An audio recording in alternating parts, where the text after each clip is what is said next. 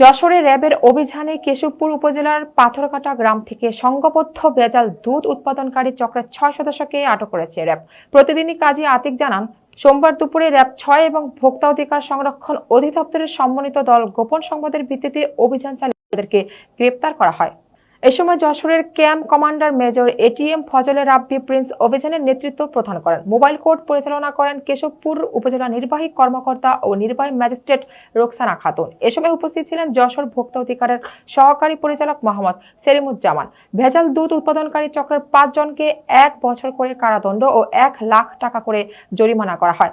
সাজাপ্রাপ্তরা হলেন অরূপ ঘোষ, রামপ্রসাদ ঘোষ, বন্ধুদেব ঘোষ, মিলন ঘোষ ও স্বপন ঘোষ। এছাড়া পার্থ ঘোষকে ৩ মাসের জেল ও ১ লাখ টাকা জরিমানা অনাদায়ে সাজা প্রদান করে আদালতের মাধ্যমে জেল হাজতে প্রেরণ করা হয়েছে। অভিযান চলাকালীন কারখানা থেকে বিপুল পরিমাণ জেলি তেল, সোডা এবং ভেজাল দুধ তৈরির অন্যান্য সরঞ্জাম জব্দ করা হয়। জব্দকৃত এসব ক্ষতিকারক উপকরণ জনসম্মুখে বিনষ্ট করা হয়েছে।